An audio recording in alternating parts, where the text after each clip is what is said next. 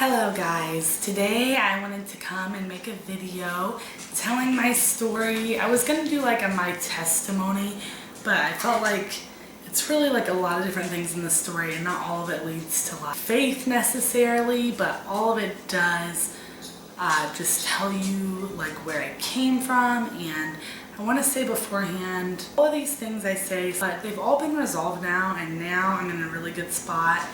But I have lived some life. Everybody has a story. I'll always remember where I came from, but it doesn't dictate where I'm going.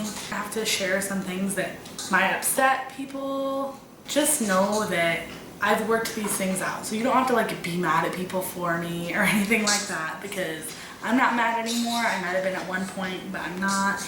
And this is just like part of my story and what made me who I am.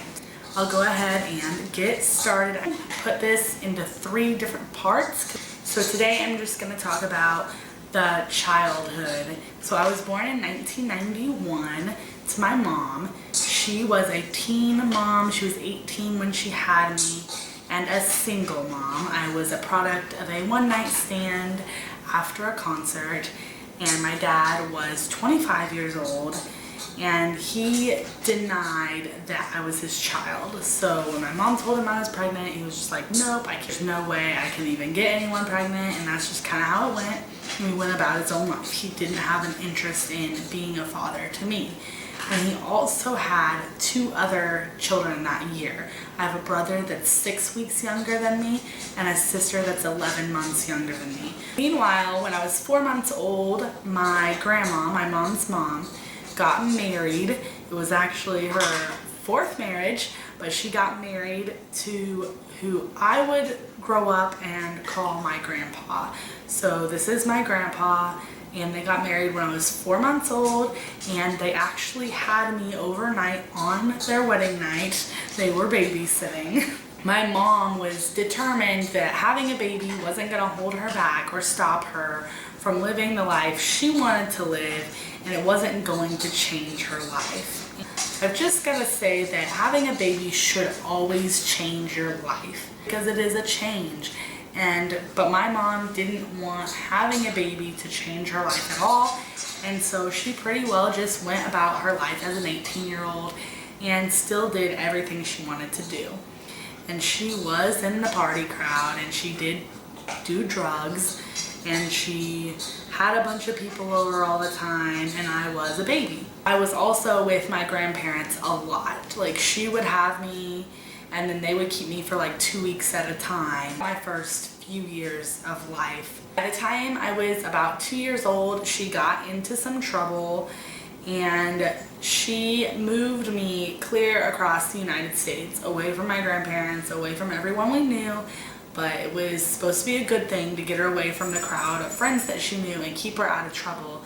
It was actually mandated by the judge that she needed to move out of state for a certain amount of time. In the meantime, she got married while we were living way out of state.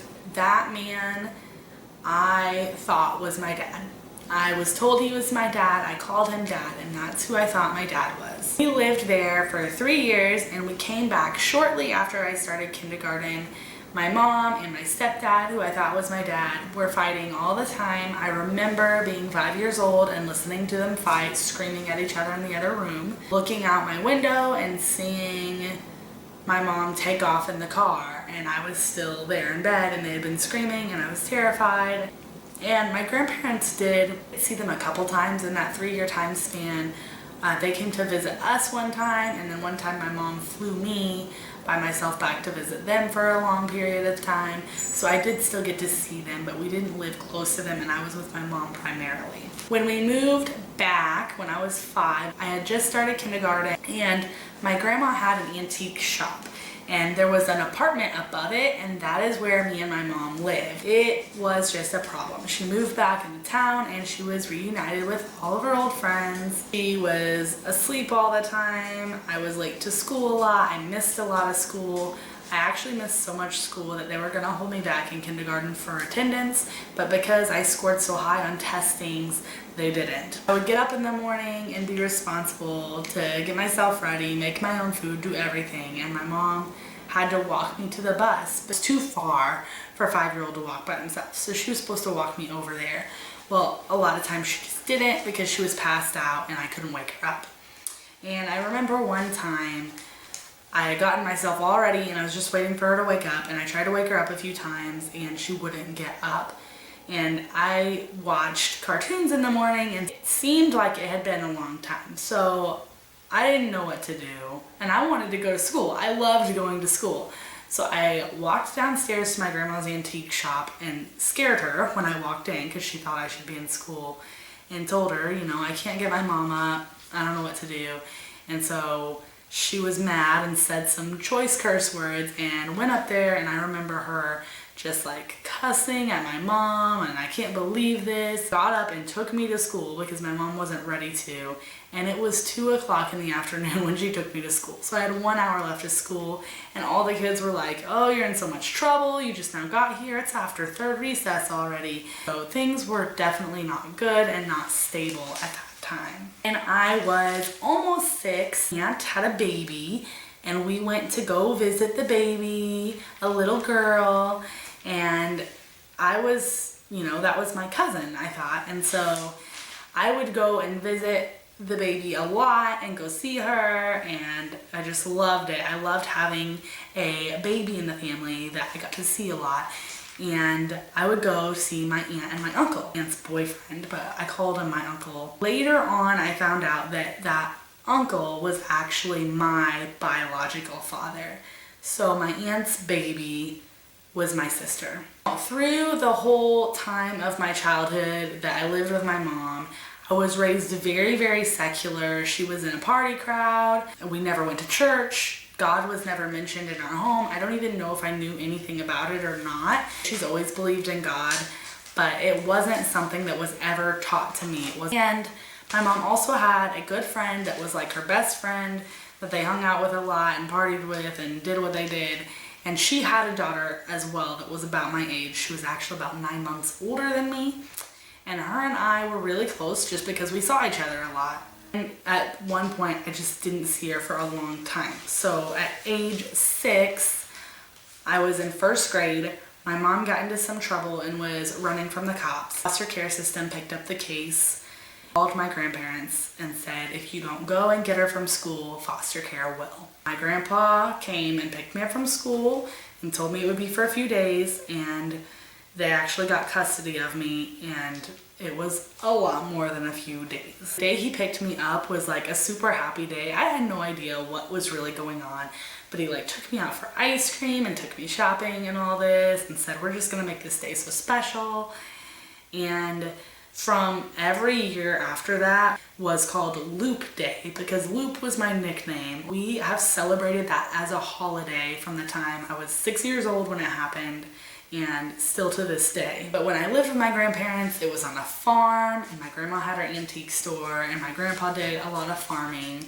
And it was super fun because we did a garden every year. I loved being on the farm. I loved working on the garden and helping with the cows, and we had cats running around outside all the time. It was just super fun to live out in the country. And I got to see my baby sister a lot. It was my aunt on my mom's side that had her. I got to see her a good amount, but I never did really see any of my other dad's side of the family. They never tried to contact me, and because of the unsafe things that my dad did, my grandparents were protecting me and didn't want me to be exposed to all of that. When I moved in with my grandparents, they didn't go to church because my grandpa was Baptist and my grandma was Assemblies of God, and so they couldn't agree on a church to go to, so they just didn't go to church, and they didn't take me to church. But they did both believe in God, and they did talk to me about God and instill that faith into me, and we did read the Bible and we did talk about it, and there was just always like, it was just a day-to-day little things here and there that were getting planted into me. At one time, I was just feeling like I was completely worthless. And my grandpa, on every part of my body, he's like, how much do you think this little part of your finger is worth? If you were gonna sell it, how much do you think it was worth? And just went through like every part of my body and like did the math of like how much I was worth. which sounds crazy, but I remember that conversation and I remember how much better it made me feel. And you know, he talked about like how God created me and how much worth every person had. And there was a lot of like abandonment things going in my mind because neither one of my parents really seemed to want me. And I was very blessed to be put with my grandma and grandpa, but there was still, you know, I wanted my mom and dad too. So there was a lot of that, and they really did pour into me, pour into my life, and love on me so much to help me kind of get through that. My parents were very stable. They never fought. They never got mad at each other. They never like talked really disrespectfully to me. It was just a really like loving environment and no problems. So much to my surprise, when I was 10 years old, my grandparents got a divorce. He had actually cheated on her, and me and my grandma moved out and we lived in her antique shop for a while. And then we went to a rental house, and then eventually we moved back into the house that she had owned before she was married. Grandma had a really hard time not talking bad about my grandpa because she was really hurt by him and hurt by what had happened. I really know that it wasn't a good idea to talk to a child about that.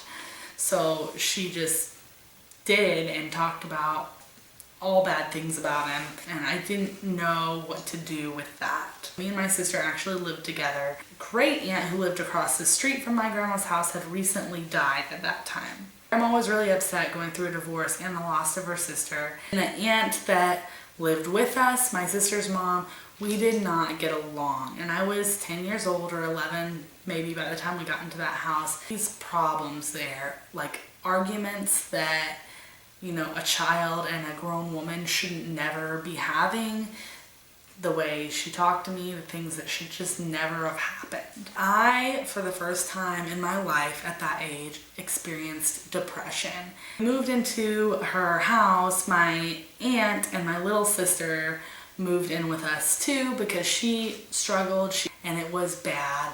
I missed having stability in my life. My dad would come and pick up my little sister and take her for the weekend and not even look at me or speak to me. Grandpa was always there for me, even though he didn't have to be. He wasn't actually my biological grandpa, but he never did leave me in my life.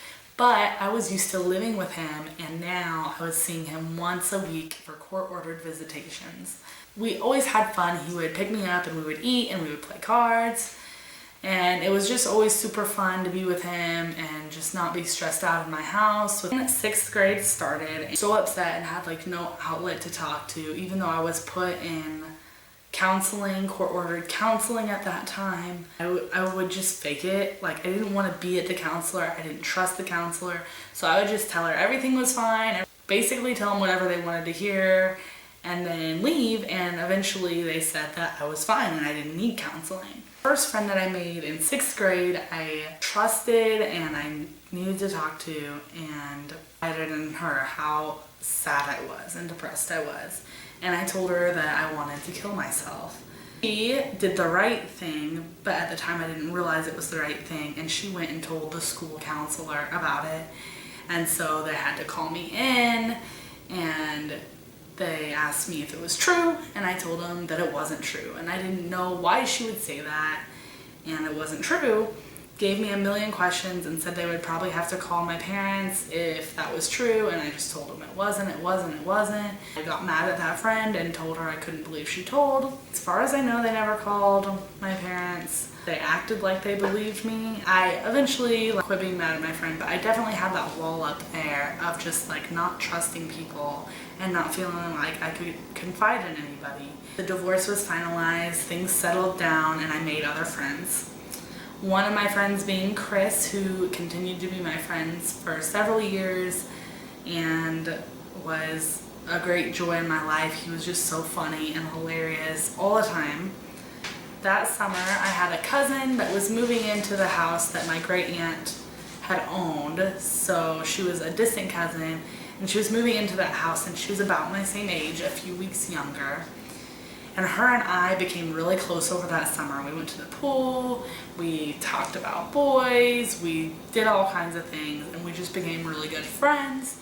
And so I actually was keeping busy and keeping out of those other thoughts and focused more on my friendships and stuff at that point.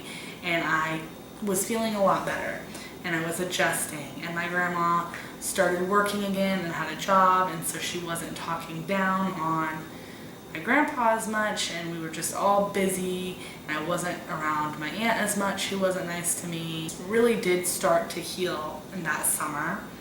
And I turned 12 years old that summer, and then I was ready to head into junior high or 7th grade. I'm going to cut that off there for this part. That's birth to age 12, and I will continue in the next video. All for now, so I hope you guys kind of enjoyed learning that part of my life, and there was some bad, definitely, and there was also a lot of good. A lot of things where you look back and think, wow, God really was looking out for me there, even though I had no idea what was going on. So that was the first part of my story. Thank you guys for watching. I hope that if you want to hear the rest, you are subscribed, or if not, you can go ahead and subscribe. Leave your comments below if you have any questions, and I will see you in my next video. Bye.